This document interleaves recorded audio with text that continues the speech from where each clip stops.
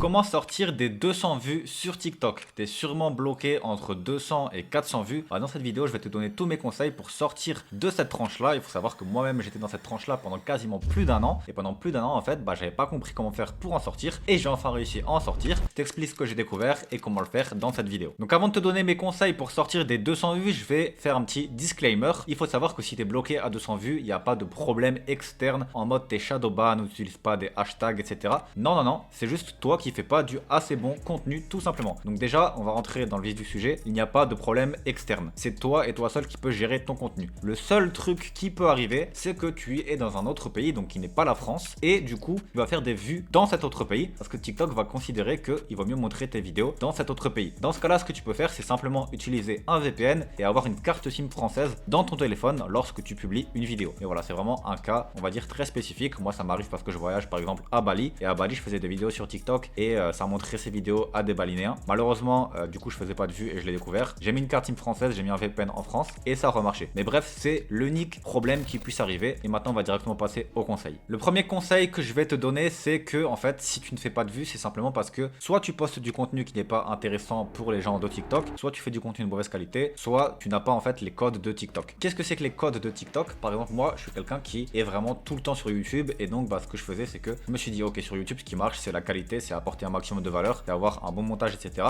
Sur TikTok, c'est pas du tout ça. Sur TikTok, ce qui fonctionne, c'est de faire réagir les gens, de créer une polémique. Vous devez être extrême en fait. Vous devez automatiquement dire des choses qui vont faire réagir les gens. Donc par exemple, ce que je faisais sur TikTok, c'est que je repostais mes vidéos de YouTube avec des cuts où je me filmais et je donnais des conseils, mais sans vraiment être polémique et sans montrer de choses un peu plus naturelles ou sans faire des choses un peu plus, on va dire, polémiques. Donc qu'est-ce que vous devez faire à l'inverse? En fait, vous devez pas simplement prendre une caméra et vous filmer comme je suis en train de le faire dans cette vidéo, mais par exemple, tu dois plutôt prendre ton téléphone, te filmer et commencer à parler de ta vie un peu en mode naturel. Également, ce que tu peux faire, c'est faire réagir les gens. Il faut essayer de faire réagir les gens. Donc dans ta vidéo, s'il n'y a aucun élément pour faire réagir les gens, c'est que tu ne feras pas de vues. Donc avant, ce que je faisais, c'est que je me filmais tout simplement comme ça et je vais expliquer tout simplement un script. Voilà, j'expliquais comment faire ci, comment faire ça. Ça ne marche pas. Ce qu'il faut faire, c'est faire réagir les gens. Donc comment est-ce que je fais maintenant pour faire réagir les gens? Par exemple, je vais prendre mon téléphone comme ça, un peu plus en mode naturel, et je vais par exemple montrer des trucs un peu bizarres dans la vidéo. Donc je vais toujours donner de la valeur, mais par exemple, je vais montrer que là, il y a un rouleau de papier toilette et les gens vont se dire, attends, c'est quoi ce rouleau de papier toilette? Ils vont commenter ça et du coup, ça va créer de l'engagement sur ma vidéo. Ça va faire des vues sur ma vidéo qui ne seraient pas là s'il n'y avait pas ce rouleau de papier toilette. Donc tout simplement, il faut en fait que vous ayez un élément qui va faire parler les gens qui sont pas intéressés par votre contenu. Puisque il y a des gens qui seront pas intéressés par votre contenu, il n'y a pas un élément pour faire parler les idiots comme on dit un petit peu,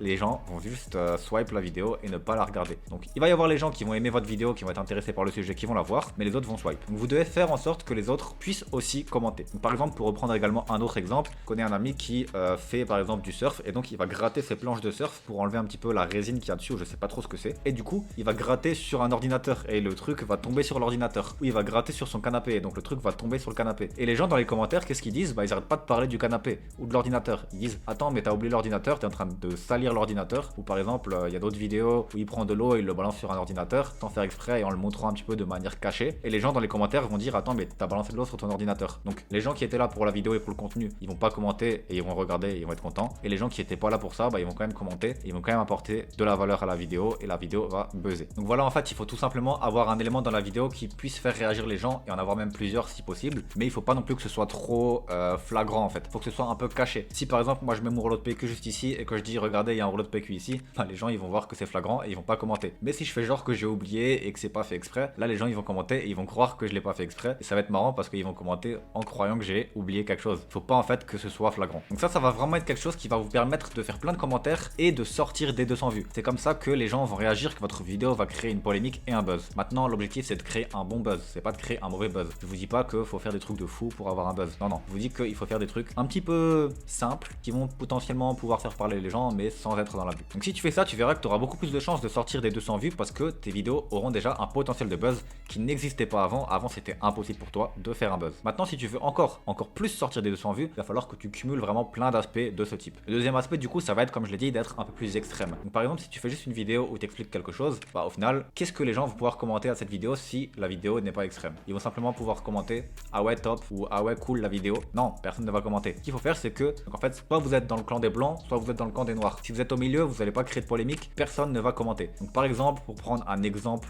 qui me vient en tête, sur TikTok il y a beaucoup les féministes extrémistes qui vont parler du féministe à fond, et il y a beaucoup les mal alpha de fou qui vont parler de comment être un homme alpha. Ils sont tout le temps extrêmes en fait. Ils sont jamais dans le gris. Ils sont tout le temps soit dans le blanc, soit dans le noir. Donc ils vont dire des choses extrêmes. Maintenant, bien évidemment, je vous dis pas de devenir extrême. Si vous n'êtes pas quelqu'un d'extrême, ça sert à rien de transformer votre personnalité en quelqu'un d'extrême et devenir par exemple Alexis Chen. Non, vous devez pas faire ça. Et même moi, je n'aimerais pas faire ça. C'est pas dans ma personnalité de faire exprès de dire des choses extrêmes. C'est 100% sûr qu'il fait exprès de dire ça juste pour faire des vues. Mais vous avez compris le principe en fait. Il faut dire ce que vous pensez. Il faut que vous soyez vraiment intense dans ce que vous pensez et le dire et ne pas essayer de faire le gars qui passe partout et qui au final va faire réagir personne. Non, au contraire. Là, il faut justement que vous fassiez réagir les gens. C'est un peu l'inverse de ce qu'on vous apprend dans la vie de tous les jours. Là, soyez lisse, soyez calme, ne faites pas trop de bruit. Sur TikTok, c'est l'inverse. Vous devez faire du bruit, vous devez être provoquant. Bien évidemment, toujours pas en négatif, mais vous avez compris le principe. Soyez vraiment dans votre avis, donnez votre avis à fond et comme ça, les gens vont se reconnaître. Soit avec vous, ils vont vous dire ouais, courage, c'est bien ce que tu fais, j'aime bien. Soit au contraire, ils vont pas se reconnaître et ils vont vous insulter dans les commentaires, mais c'est pas grave, ça fait des commentaires, ça fait des vues